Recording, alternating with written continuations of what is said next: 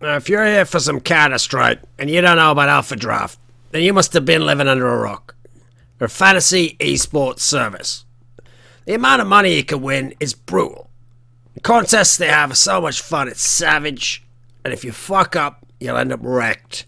So to summarize, brutal, savage, wrecked. Alpha Draft.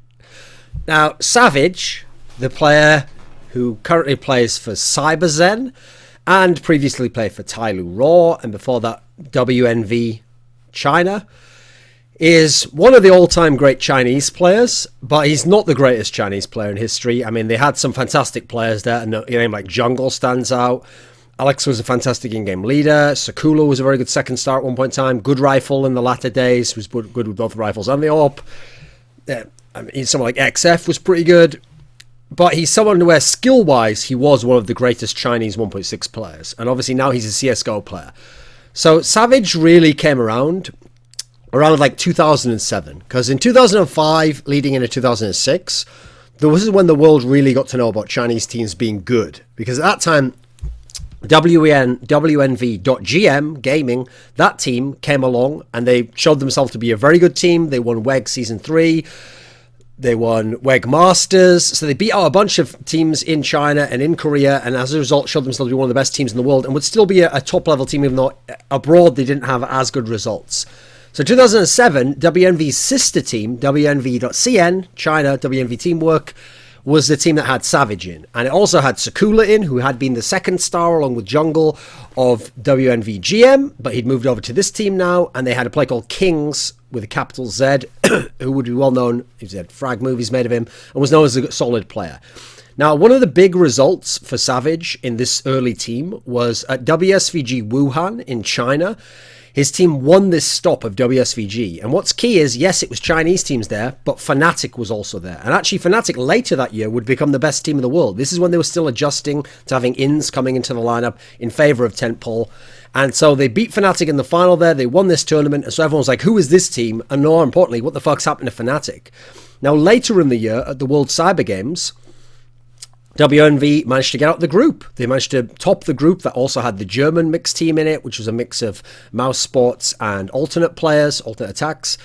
They made it to the round of 16, but unfortunately in the round of 16, despite the fact they won their group, they got screwed by the bracket draw, where one of the teams who was finishing in second, who they'd get to play in the round of 16, turned out to be NOA, who were the Danish team who would later become MTW the next year, and who had finished second at ESWC that year already, and went on to win the silver medal at this World Cyber Games, but had finished second in their group to emulate. And so, as a result, the guys from WMV, they could have probably gone further in the tournament. Even so, playing NOA, they managed to take NOA to a third map, and the third map was 16-14. Like, they managed to win Train against them as the second map. The third map was Inferno, and it went 16-14. NOA snuck through, made all the way to the final, and won the silver medal. So, an early signs already that like Chinese teams could upset you, and players like Savage were good players. At IEF later that year, which was a Korean tournament, International Esports Festival, they played their sister team, WNV Jungle, the one WNV GM, the one that had Jungle and Alex in their team, and lost to them in the final there. 2008, Alex, the in-game leader of WNV GM, the sort of the Khan of his day, a bit of Ave because he learned some of the tactics from the West and tried to institute in his team and was the best leader of the Chinese teams. He comes over to wNv.cn because the other team, the GM team, had kind of fallen by the wayside and had a lot of difficulties, so they were loading up the CN team to be the good one. So Savage gets a good in-game leader now. They go to ESWC, one of the majors, but unfortunately they got in the group stage there. They were in the same group stage as SK and then an American team called Mob, which a bunch of those players ended up becoming like the Gravitas team later. Their WEM later that year, they finished in last place. So 2008 was a wash. There was no big upsets there. There was nothing special. 2009 comes along. And in this WNV team now, he doesn't have Alex anymore. He's gone off and he's gone over to TyLoo and made that team. But now Savage gets a player called ZY, both capital letters, who was a fantastic AWPer. Just a pure AWPer and who played with it all the time, but had really nice reactions, really solid hit rate. And at the IEM3 Asian finals, where you could only play if you were from the Asian regions, they won this tournament. And to win it, they actually came from the lower bracket, beat We Made Fox, the best Korean team, in the final with 2 maps to 0, and they won this tournament. ESWC Cheonan took place in Korea a few months later, and unfortunately they went out in the group stage there in a quite bizarre fashion. So Savage could have made the playoffs of this tournament because they lost to EG, Evil Geniuses, which was actually the first tournament where Evil Geniuses had Lopez playing for them, the North American team.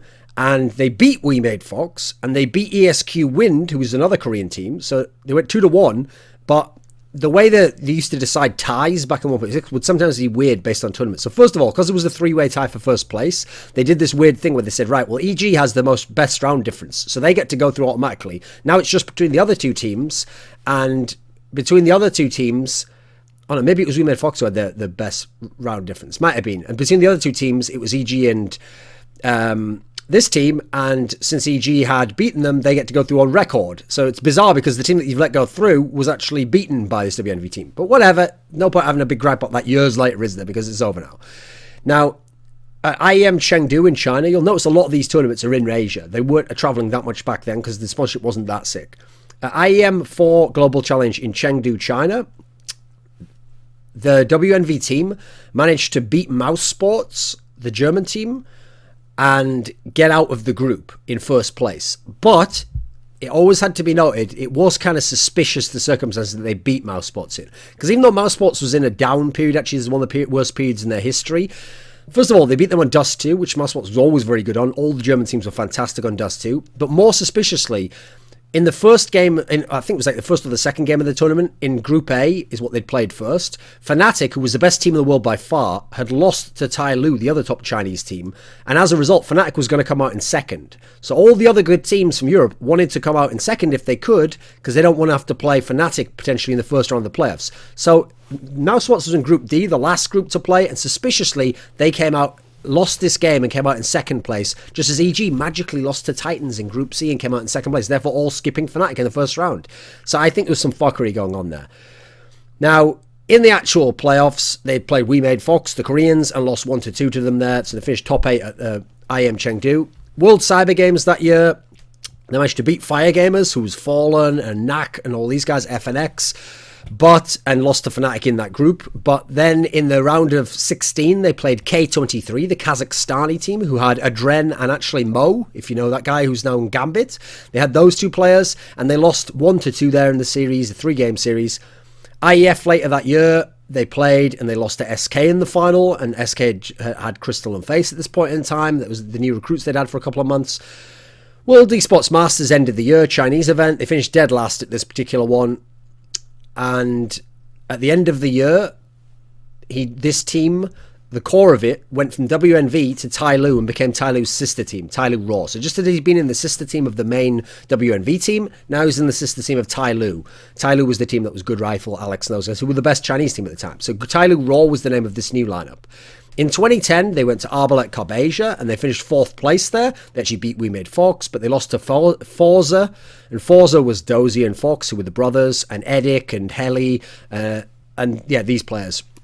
They lost to Navi in the upper bracket, and they lost to Forza again, so they went out in 4th place there.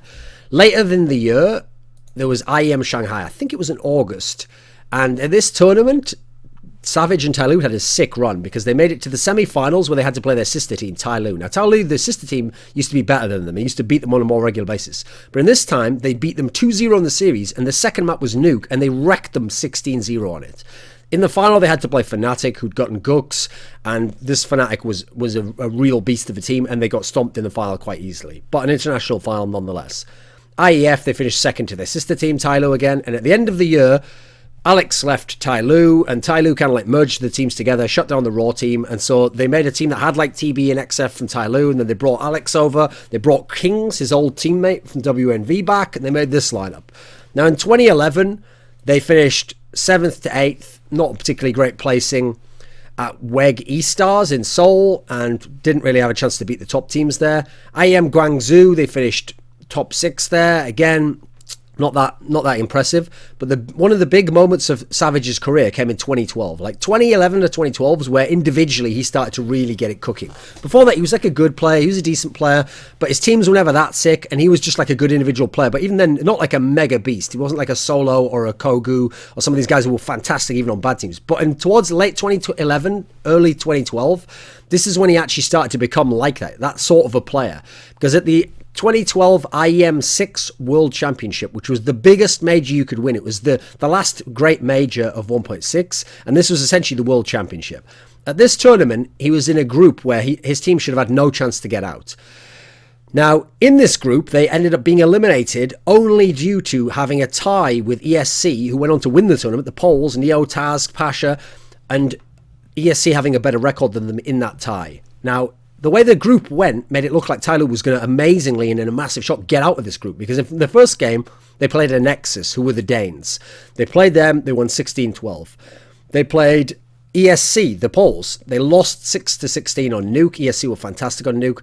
So they were 1-1 record. Then they played Na'Vi, the reigning two-time world champions of IEM, and the team who just won IEM Kiev, the tournament before that, and were considered one of the best teams in the world, top 3 definitely, if not top 2.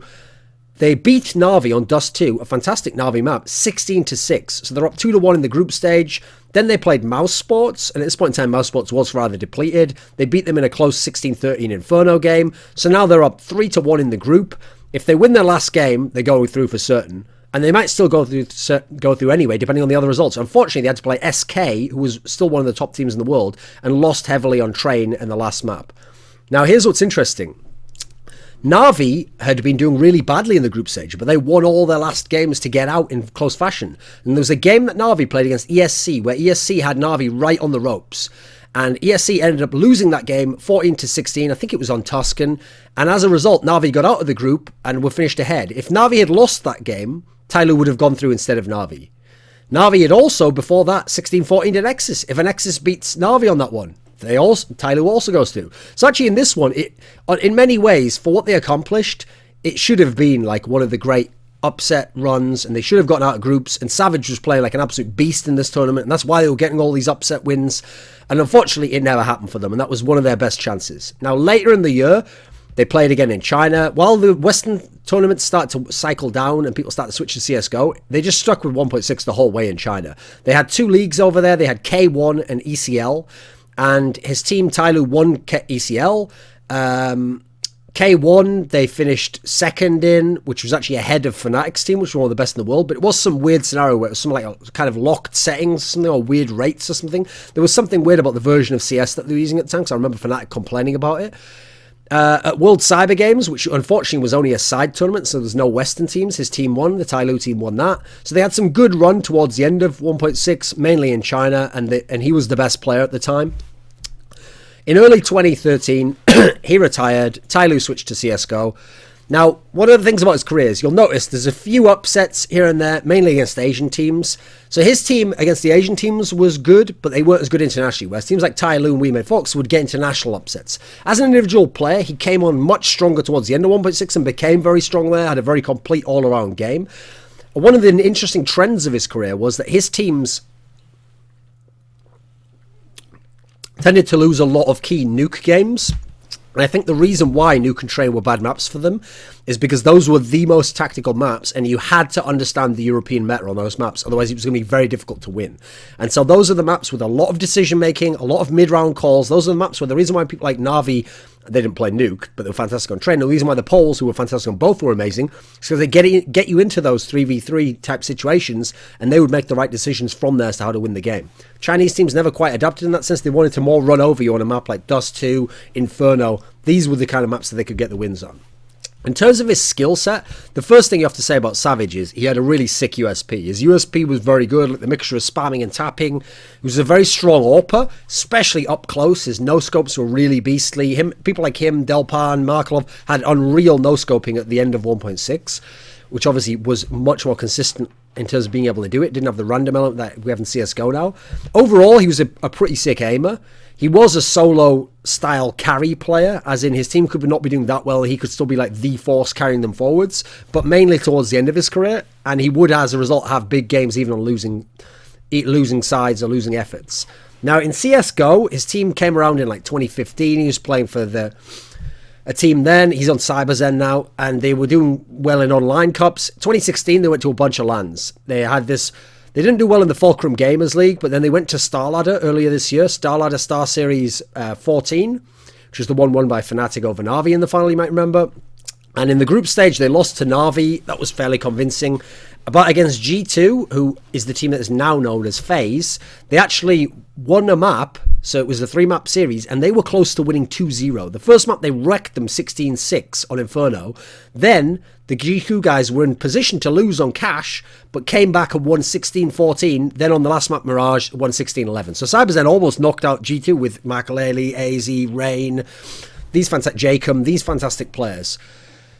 Then they had the IEM10 Taipei event, which obviously could have qualified them for the major qualifier if they'd have won it, but they didn't. They finished top 4 there. In their group stage, they were wrecking it. They absolutely bodied Chiefs, the third best Australian team. But then in the semi-finals, they got utterly wrecked by Renegades, who themselves were having some issues at that tournament. Now in CSGO, I've noticed Savage is still a pretty good fragger. Like, you look at tournaments, it's very rare he's going to have low numbers in terms of pure frags. Even when his team's losing, like, he puts up decent numbers. He doesn't go absolutely ham and dominate. Like, he's not some superstar amazing player where you have to, oh, look, he's like the Nico of his region.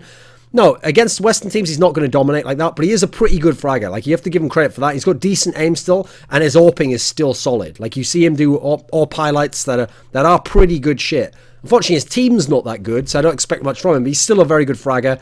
And he's still an interesting player. Obviously, though, the Chinese scene needs to develop. But with teams like TyLoo, like CyberZen out there, like people like Alex still around in the background, I think eventually, one day, they're going to have a team that's at least going to be like an upset potential. Maybe show some surprises.